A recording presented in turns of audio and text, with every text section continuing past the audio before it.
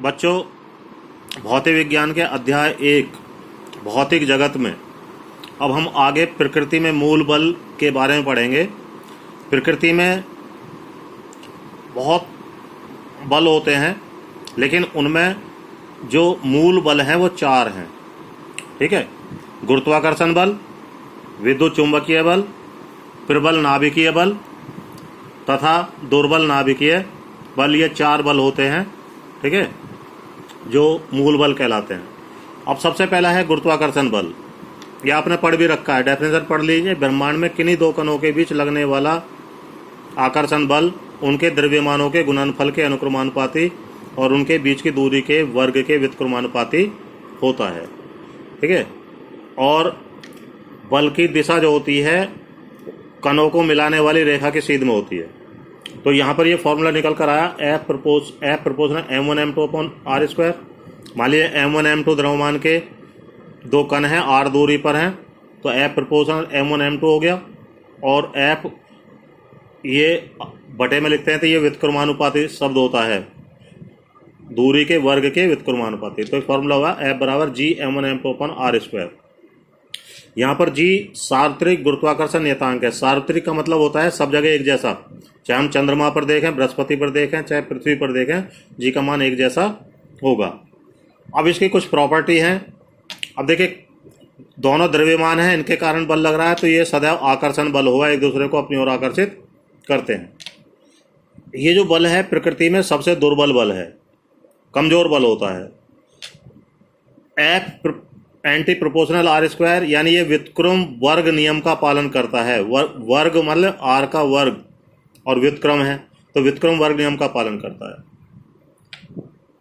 दीर्घपराशी बल होता है। दीर्घपराशी बल का मतलब होता है कि दूर स्थित वस्तुओं के बीच में भी काम करता है। जैसे चंद्रमा और पृथ्वी के बीच में भी गुरुत्वाकर्षण बल कार्य कर रहा है, तो लंबी परास में लगने वाला बल होता है। अब देखिए, इन्हें समझिए, केंद्रीय बल और संरक्षी बल। केंद्रीय बल और संरक्षी बल क्या होते हैं? अगर मान लीजिए बल दोनों कणों को मिलाने वाली रेखा की सीध में लग रहा, अब यहाँ पर बल कैसा लगेगा? ये वाला कण इसको अपनी ओर आकर्षित करेगा, ये वाला इसको अपनी ओर आकर्षित करेगा। तो मिलाने वाली रेखा की अगर सीध में बल लग रहा है तो वो बल कैसा होगा? केंद्रीय बल होगा। और ऐसे बल को हम संरक्षी बल भी कहते हैं। दूसरा, कणों के बीच माध्यम पर निर्भर नहीं करता। अगर कणों के बीच में कोई माध्यम आ जाए तो उस माध्यम पर निर्भर नहीं कर रहा, बल उतना ही लगेगा। अब जैसे मान लो टेबल है, टेबल के ऊपर पेन रखा है, अगर टेबल हटा दें तो ये पृथ्वी इसे अपनी ओर आकर्षित कर लेते हैं, तो बल पर कोई प्रभाव नहीं पड़ता माध्यम का। दूसरा होता है विद्युत चुंबकीय बल।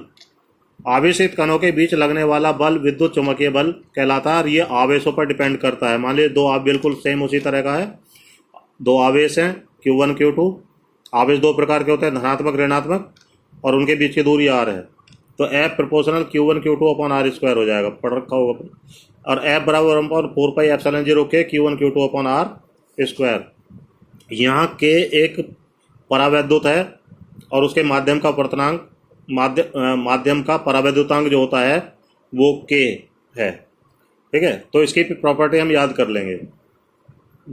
जो स्थिर आवेश हैं वो वैद्युत क्षेत्र उत्पन्न करते हैं, लेकिन अगर ये आवेश गतिमान हो जाएं, गतिमान आवेश चुंबकीय प्रभाव भी पैदा करते हैं। चुंबकीय क्षेत्र गतिशील आवेशों पर बल लगाते हैं, इसलिए ये विद्युत और चुंबकीय दोनों के प्रभाव से उत्पन्न हो रहा है, इसलिए हम कहते हैं इसे विद्युत चुंबकीय बल।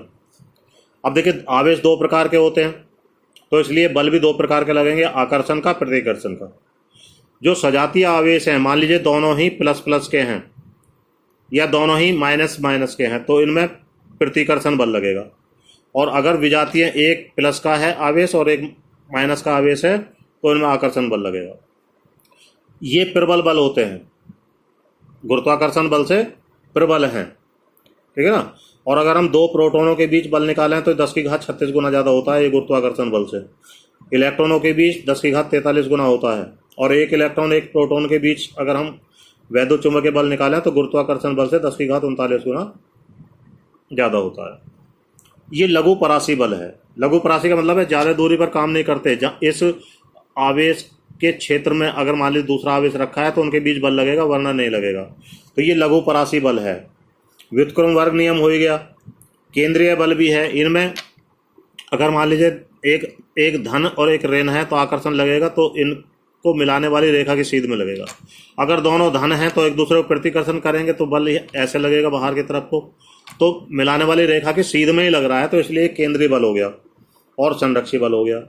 और आवेशों के बीच माध्यम पर निर्भर करता है। अगर इनके बीच में कोई परावैद्युत पदार्थ रख दिया जाए जिसका परावैद्युतांक k है, तो k का मान 1 से ज़्यादा होता है, इसलिए परावैद्युत रखने पर बल घट जाता है। ठीक है ना। अगर निर्वात या वायु में k बराबर 1 मानते हैं और कोई परावैद्युत हो तो k का मान 1 से ज़्यादा होता है। ये नेक्स्ट ईयर आपको पढ़ाया जाएगा। अब प्रबल नाभिकीय बल। परमाणु के नाभिकों में प्रोटॉन और न्यूट्रॉन के बीच में बल लगता है जो उनको बांधे रखने के लिए सहायक होता है। Proton proton neutron neutron proton neutron के बीच में तीव्र आकर्षण बल लगता है, इसे हम प्रबल नाभिकीय बल कहते हैं। ठीक है। और ये सभी मूल बलों में जो मैंने 4 बल बताए हैं, इनमें सबसे ज़्यादा प्रबल है, सबसे ज़्यादा तीक्ष्ण बल है। लघु परासी बल है क्योंकि ये केवल नाभिक के अंदर ही काम करता है। नाभिक के भीतर 10 की घात, नाभिक का आकार होता है 10 की घात -15। ये नाभिक है तो इसका आकार 10 की घात -15 मीटर त्रिज्या का होता है। ठीक। तो ये नाभिक के अंदर ही काम करेगा, इसलिए कैसा बल है? लघु परासी बल। नाभिक के स्थायित्व के लिए उत्तरदायी होता है और इलेक्ट्रॉन पर इसका अनुभव नहीं होता। यह गुरुत्वाकर्षण बल से 10 की घात 38 गुना ज़्यादा प्रबल होता है और वैद्युत चुंबकीय बल से 100 गुना ज़्यादा प्रबल होता है। और यह बल आवेशों की प्रकृति पर निर्भर नहीं करता, क्योंकि प्रोटॉन पर तो आवेश है लेकिन न्यूट्रॉन अनावेशित है, इस पर कोई आवेश नहीं होता, लेकिन न्यूट्रॉन न्यूट्रॉन के बीच में भी लग रहा है, तो ये आवेशों पर निर्भर नहीं करता। केंद्रीय बल और संरक्षी बल नहीं होते ये। ठीक है। व्युत्क्रम वर्ग नियम का पालन भी नहीं करते। ठीक है। तो ये इसके बारे में पढ़ लेना। एक होता है चौथा बल है दुर्बल नाभिकीय बल। दुर्बल नाभिकीय बल केवल निश्चित नाभिकीय प्रक्रियाओं में उत्पन्न होता है। जैसे आपने कुछ रेडियो एक्टिव पदार्थ पढ़े होंगे, तो रेडियो एक्टिव पदार्थ में अल्फा बीटा गामा किरणें, तो नाभिक से बीटा कणों का क्षय होता है, तब ये नाभिकीय बल पैदा होता है।